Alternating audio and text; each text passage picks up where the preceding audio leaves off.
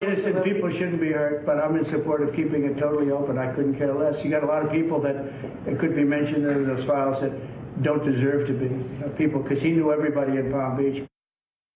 And that was NBC's Gabe Gutierrez reporting. Well, joining me right now, we have Haley Fuchs, congressional reporter for Politico. Dave Ehrenberg, who literally just sat down. I was like, dude, are you going to make it? Anyway, we know that he's the former state attorney for Palm Beach County. And Rob D'Amico, former FBI supervisor and MSNBC national security and intelligence analyst. Just for that, Dave, I'm giving you the very first question. Here it is. You have read the transcripts. You've heard the recordings. What are your overall impressions?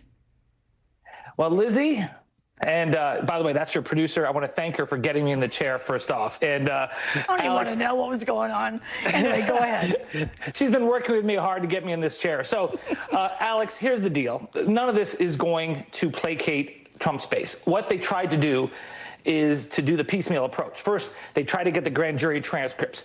That didn't work. That was never going to please them anyways. They tried to get some stuff from Comer's committee. Comer's committee got pittance. And then here you got Ghislaine Maxwell's testimony.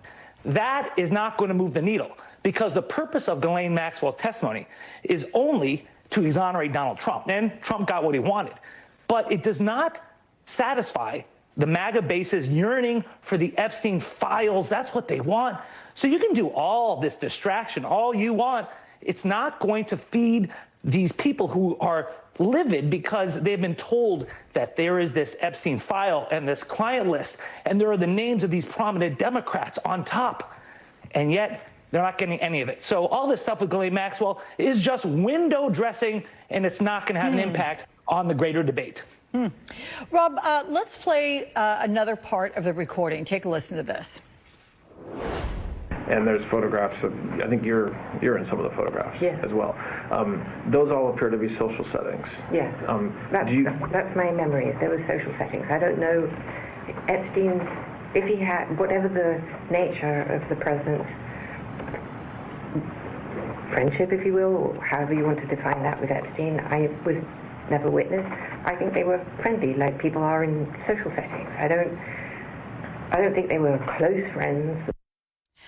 So, Rob, Todd Blanche's questioning, did it strike you as that of the Deputy Attorney General or the president's former personal attorney? Well, I mean, that's obvious. It's not coming from a government person that knows the case, that can sit there and say when she starts lying that, hey, you're lying, we have all this witness statements. Anytime a case agent and the lead prosecutor aren't doing the interview, there's a reason for it. And again, this was even more so on the other side, that it was just to exonerate his client. It wasn't for the government. It wasn't for anything else. The way he asked questions was telling her how he wanted them answered. It was just so, like, as an interrogator, you look at it and you're just like, oh my gosh, it just leaves you dumbfounded. But like I said, anytime it's not the case agent, lead prosecutor, there's something up. And the way she paused, struggling for the word friendship. I mean, that has a pretty broad meaning, right? I mean, I found that so curious because their friendship over the years has been well established. So as a lawyer...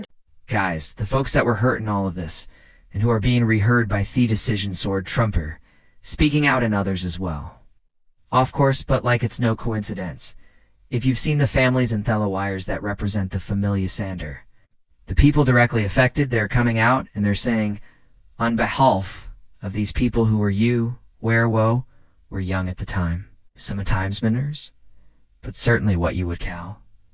Like a young woman, a young girl, colloquially, if somebody is technical like 19 or whatnot, you would refer to, say, your 19-year-old granddaughter. Oh, she's just a girl. She's, you know what I mean. Like, not derisively, but just like, colloquially. And these people are speaking out, and they're saying, in some cases, we've seen allegations aimed directly at Trump. But they're in general saying, like, look, whether it was Donald and Jeffrey traveled in similar circles, and dapperantly they stole people from Oninother. Apparently somehow you could just steal a person, right? Like in Andon, certainly now you have a situation where Trump very clearly from the Thecamon perspective, right? This is the Thecamon narrative, which I tend to agree with, although it's still technically, I guess, a theory that Trump wants Taos Maxwell as a vector to kind of face-hurt his innocence. And then they have at this meeting with his former personnel wire, now a government lawyer, but itis to be not that long ago his personal. Lawyer has a meeting that we didn't really know the details of with Maxwell. And then all of a sudden, Dayars, later in the grand scheme of things, she's moved to a nicer prison, which is for like white-collar criminal sand. I'm guessing is a much better day-to-day experience than she's been getting. Of course, the people that have been hurt by this and those that represent them and those that love them are speaking out and confronting them. And so, Donalda's hurt these people again. And I want to make one point very clear. This is Ivory, very important. One of the arguments that Goptas ingeniously has been making is we can't release info to protect the innocent. The innocent are saying, you can protect us while taking on this Seaco's, maybe including Donald himself.